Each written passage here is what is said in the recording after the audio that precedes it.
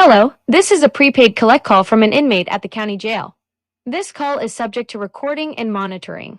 To accept charges, press 1. To refuse charges, press 2. Well, good morning, Chico. It's nice to hear from you. How's it going? Well, you are in jail, so you're not going to expect sunshine and lollipops, that's for sure. Yeah, I've been hearing some stuff about the way people are treated in jail, and definitely keep that in mind. Make notes because we can talk about it later when you get to the prison. In the meantime, observe, listen, ask questions, and those of us left behind will work it. And since you're willing to cooperate, we'll contact you at the prison as well. So that's it's not like they're going to get away with all this stuff. Yeah, that's what I heard. You should be taking off in the next couple of days, huh? Well, just keep one thing in mind here. You are going to the most expensive prison in the state of Washington. Yeah. Yeah. Okay. Well, here's a breakdown here. The Washington State Penitentiary in Walla Walla is one of the most expensive correctional facilities in the state, and while the exact line item budget for WSP isn't publicly broken out in full detail, estimates based on Department of Corrections data and spending trends place its annual operating budget at over $100 million. Okay, so you're looking at $100 to $110 million a year, and you, when you go there, they'll be spending probably like $65,000 a year on you. Now, yeah, imagine that. Imagine if you were making, let's round it up to $65,000, because in 2022 it was 63,000. But let's say you were making $65,000 out here. I doubt very seriously you'd be committing any crimes because you're not that kind of person. But the state's going to give you pretty much $65,000 a year. And one of the things that makes this prison so expensive is there's between 1,700 and 2,000 inmates. And the staff, there's hundreds of custody and medical staff with high overtime and training costs. Yeah, it is. It's high security, and so being a maximum security facility, plus people are in there for life, and you have isolation units. I know there's some trans women that messed up at the women's prison, so they went over there, and so of course they have to be put in solitary, and they're not happy about it. A lot of them want to go back. Some want to go over there voluntarily because they're being mistreated by the women's facility. So there's a lot to consider. And once again, you can take those notes. I just sent my fiance a journal, and she likes keeping notes, and she likes telling me things that's going on. And whenever I talk to somebody, I'll ask, what's going on in there? Just like you've been telling me these past few weeks. And so that's the kind of information we need to get out. It's something the public needs to know. And of course, the most expensive um, department in the state is the DSHS, Department. You have 60 seconds remaining. Yeah, yeah, I know we don't get to talk too much here, but just to round it up here, the most expensive department in the state, and you would want something like DSHS, Department of Social and Health Services, to work with the prisons because, as we've noticed with You have 30 seconds a lot remaining. of school shootings and stuff, people tend to just kind of break down. I mean, it could be pressures of life. It could just be their physical breakdown of their mentality or their body. But DSHS is a very important agency, and I even worked with them when I did foster parenting. And I don't oppose them sending money out there, but we need to step up on them working with other agencies such as Department of Corrections. Thank you for using inmate call. Goodbye. Hello, and welcome to AQS Inmate Call. I am your host, Joel Wilborn. And as you can tell from the telephone call, I was talking about some of the expenses that we have in the state of Washington, with the Washington State Penitentiary having the biggest budget. And I've specifically been checking out the women's prison because I hear a lot of horror stories out of that prison, yet I'm not hearing anything that they're doing to alleviate it. Now, when I first started working with the incarcerated people, we had 3 women's prison, and they closed one down, and it left 2 of them. But in October 2025, another one is going to close down, so they'll only have 1. And it's got a budget, I'd say, between 35, maybe $40 million a year. And with these budgets and all this money that we're spending, you would expect some kind of result. But we're not getting those. And I have to constantly keep pushing to try to see what I can do to make the public aware of what's going on. And we need to concentrate on getting people out and staying out and finding alternative ways of sentencing rather than sending people to the prison. Because you think about it, if you have a house, let's say you have a house with 5 bedrooms, and you're taking in family members, maybe your sister goes to prison and she's single parent, and so she's got 3 kids, and you want to take them in until she gets out. You can't just move everybody in and things will be happy. You'll have to make some changes, and some upgrades, and you'll have to get additional equipment, maybe another bed or convert a bed to a bunk bed, and maybe more storage space.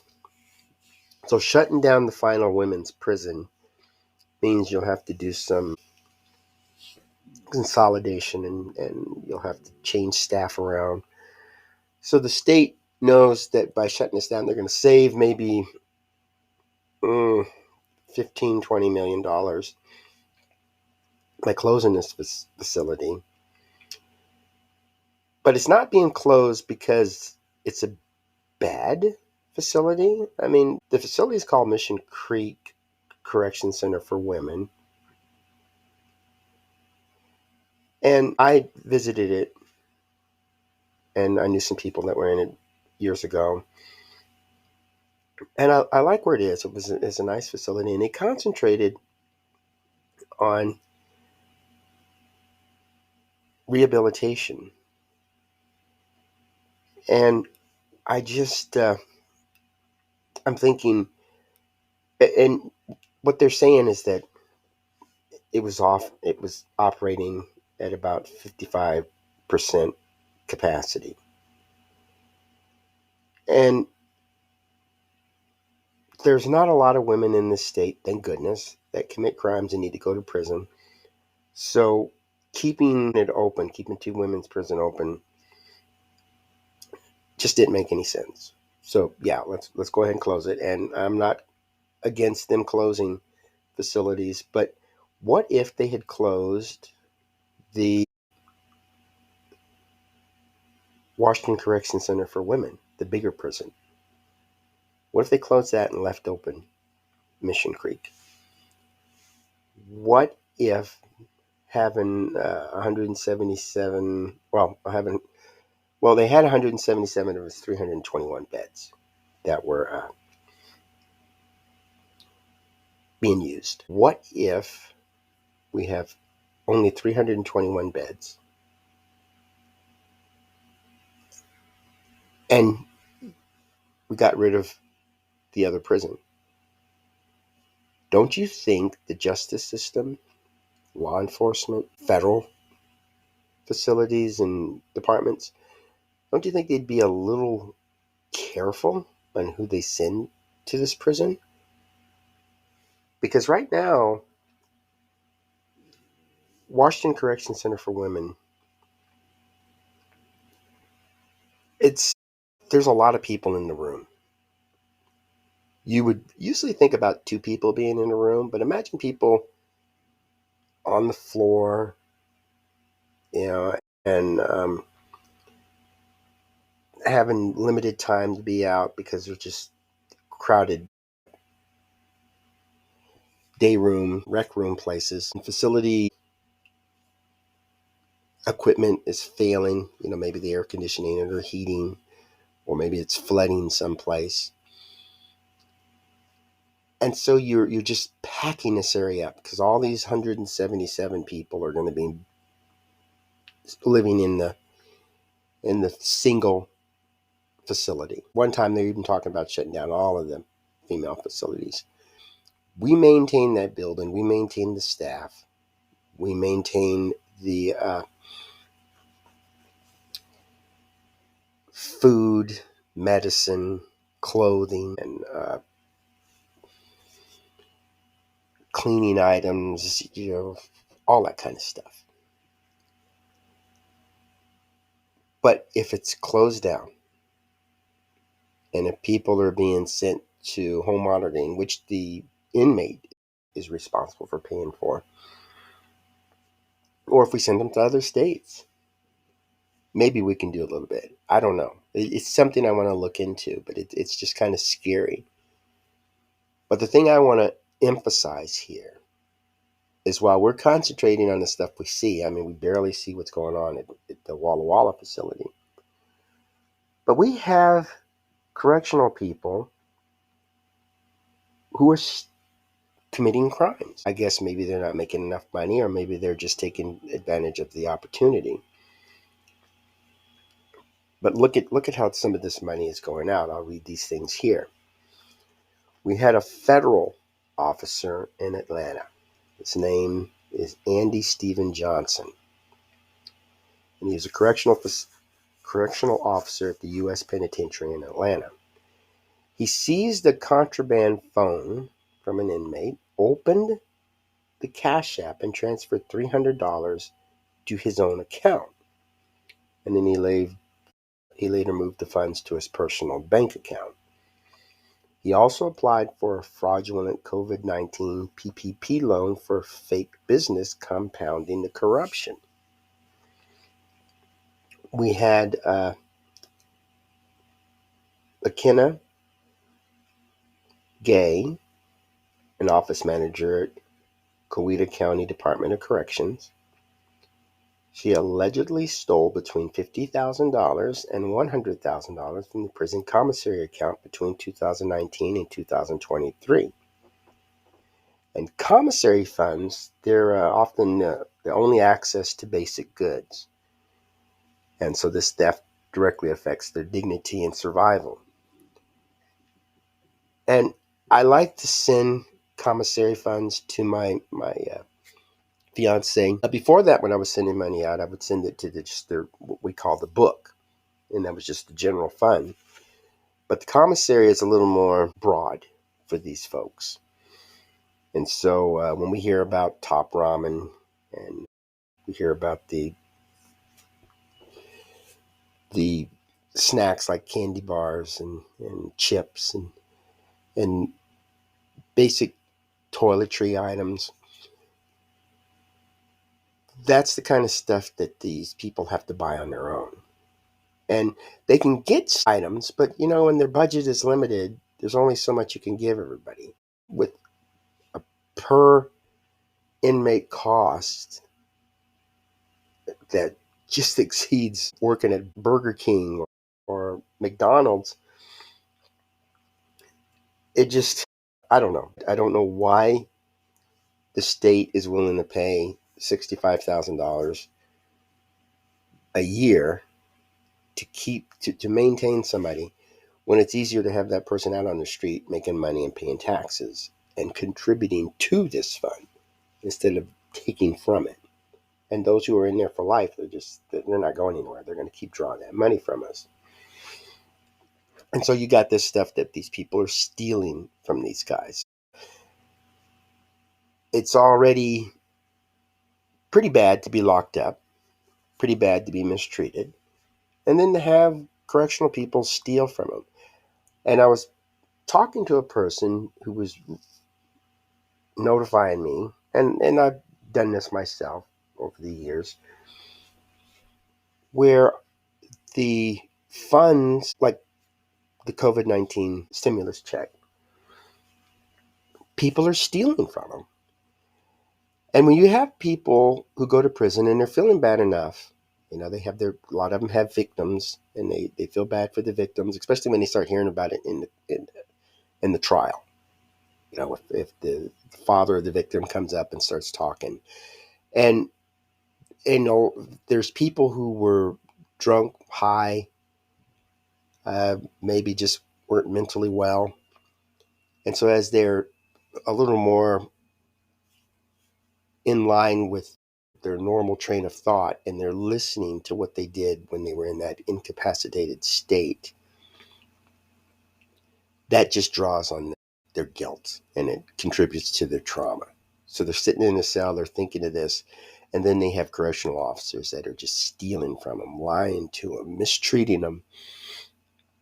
And of course, they don't want to be happy in prison. We can't have happy prisoners out there that just enjoy that life. They've got to get to the point where they want to get away from it. They want to get out and they want to change things in their life. I want them to go one step further and to change things for the other prisoners that's still left behind. And that's why I do this podcast. That's why I do this work. So you're looking at these people that are just in a bad state of mind anyway. They're trying, like for us, we take things for granted. If we're in a go get gas for our car and we walk inside the store, we can buy a soda or a bag of chips or even a lottery ticket because we have the money to do it. These guys make about $1 an hour. And if they don't have anybody on the outside that can help them, it's rough for them. Now picture this. You're feeling really bad as it is. And in the women's prison, there's trans women in there. And some of the women just don't feel very comfortable around men. And they don't see these as trans women. They see these as men. These. If they're in a room and their roommate is one of these trans people, they'll feel nervous. Now, I've been talking to people who have been abused by these trans people, and they're willing to share their story, and I'll get them out and refer people to the stories of the trans people telling their side of the story and the victims telling the side of their story.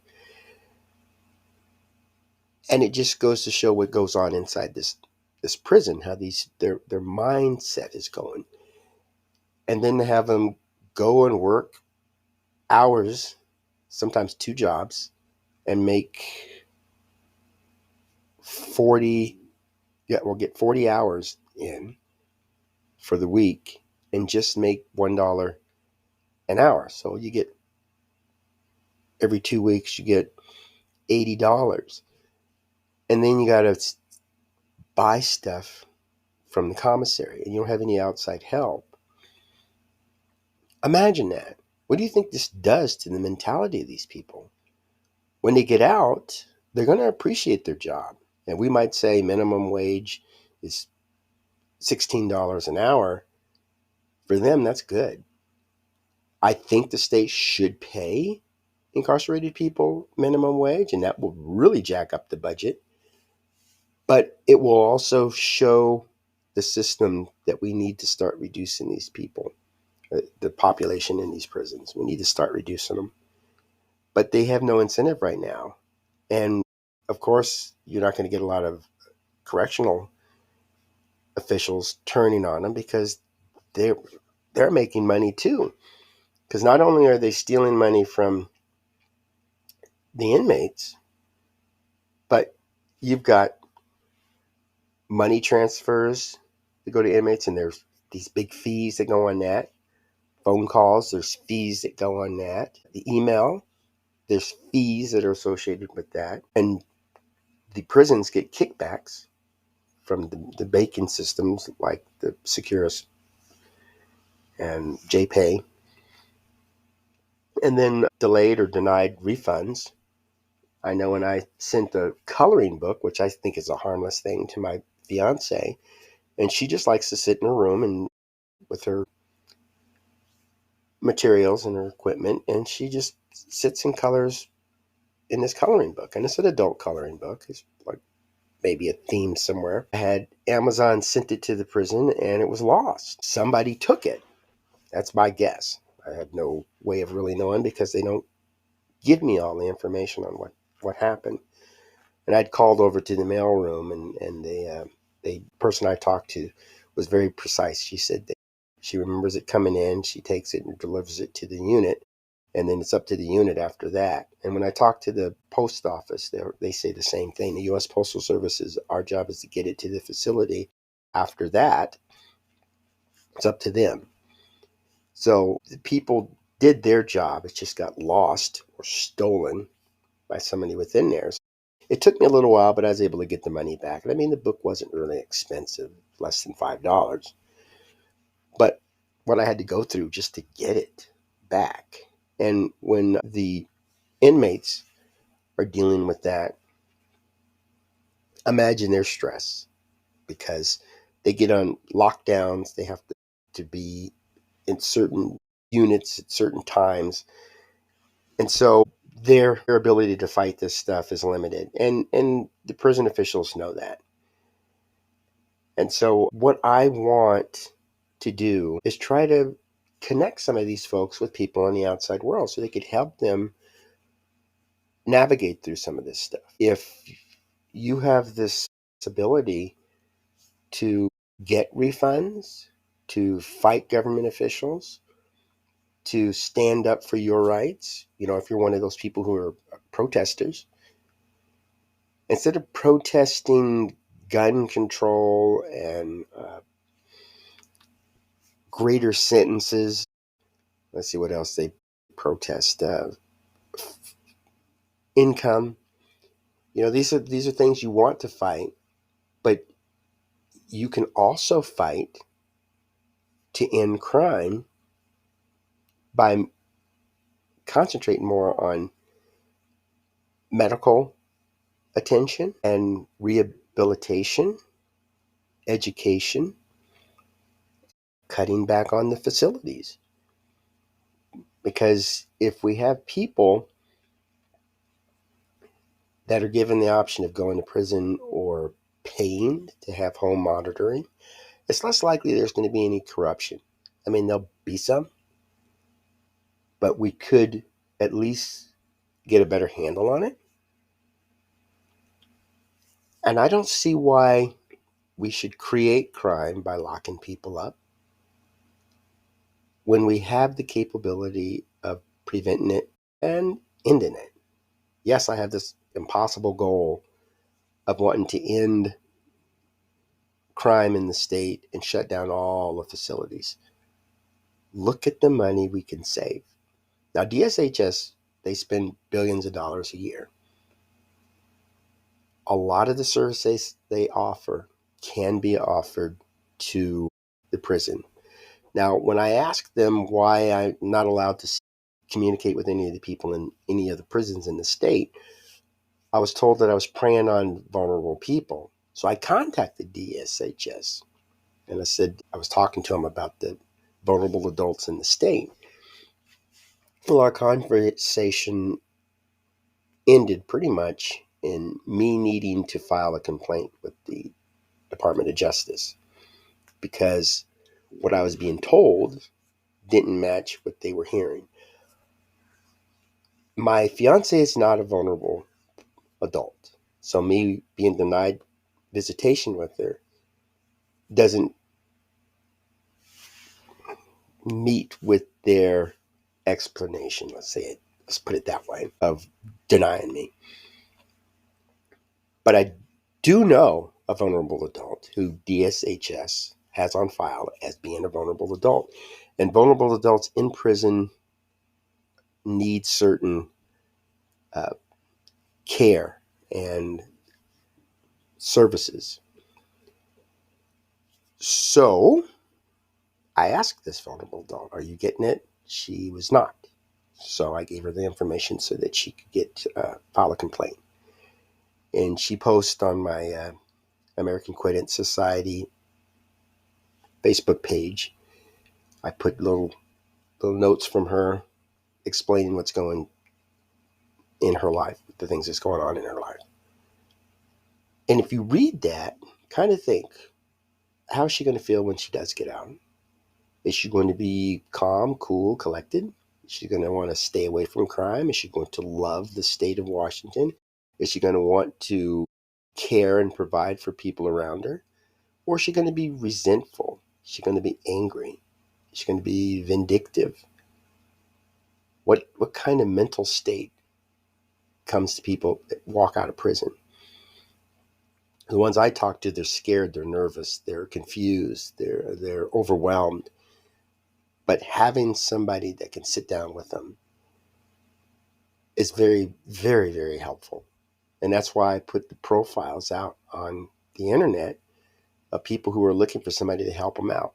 And if you respond to these people that are in prison, you don't have to send them gobs of money because most likely the prison's going to be stealing something. But you could offer them addresses. You could look up attorneys. And there's attorneys that just don't have the time to contact these folks, but they want to help them. But if you send an email and say, I know this person that's in prison and this is what this individual is going through, the lawyer may be able to reach out. I know ACLU helped me on a few occasions to find a good lawyer. And there's other advocacy groups that do that too. You could be the go-between for them. You could help these people to contact a loved one. Because sometimes people change their numbers and the person in prison is unable to contact them. You could send a messenger message or text message one of the friends or something, and you could just do a quick research and find this individual to reconnect this person. For anybody who's changed the number, you don't always reach the people that need your new number, and it's easy to forget the person if you haven't spoken to them in a while. And if the person in prison hasn't called an uncle or a cousin or a best friend in a little while, because this person doesn't really need any help or is feeling pretty good, but then needs to reach out, that number's changed. And having somebody who just kind of says, hey, how's it going? This is what I did today. How are you doing? What did you do today? Like the old text message thing, UID. You send that to them and they'll answer the question. They'll tell you, oh, today I had to work overtime, or I was able to help a friend celebrate her birthday. Little things that keep them in contact with the outside world. And when you hear that from the people that are in there, it's good, and they're happy to talk to you about it. And then you can tell them something that happened. It's like today we had an accident and I was late for work, and that kind of stuff seems kind of mundane to maybe you and your friends, but the people that are in prison, they like to hear that. And some of them want to hear things about what's going on with the television series. And you might be interested in the same television series as them, and they're watching 2 seasons behind you, and you can help fill in some gaps for them. I know I've done that a few times. And there's some shows that I do not watch at all, but they have questions on it. So bonding with them isn't that hard, and you're in control. What you want to give them, what you want to tell them, you're in control. The same thing with them. They're just like anybody else. But having somebody to talk to, it makes a world of difference for me. It really, I can't emphasize that enough. And when I talk to folks, and a lot of them say that when they get out, they'll help. And I've actually seen that happen. They'll get out, they'll meet with ex cons, they'll meet with parents, community leaders, even people in the state government. And they'll just kind of sit and discuss ways that they can help folks who get out, and they can help folks to stay out. And most importantly, they can reach out to the community so that people won't get into that situation and go to prison in the first place. We can do this. It's not that hard. There's a lot of money that is being lost. There's a lot of money that's being stolen, and there's a lot of abuse of the system. And we got the Department of Corrections, who isn't being watched like some of the other departments. That's where we come in. Let's get this information out there. Let's get these prisons shut down, and let's get crime out of the United States, out of the world. And the only way we'll fail is if we give up, or we don't even try in the first place. So we can do this. We can talk to them. Well, I hope you go out, meet some new people, and maybe have this conversation. Talk to them about how you think your money's being spent to prevent crime. You'd be surprised at what some of your friends and family and your neighbors will tell you.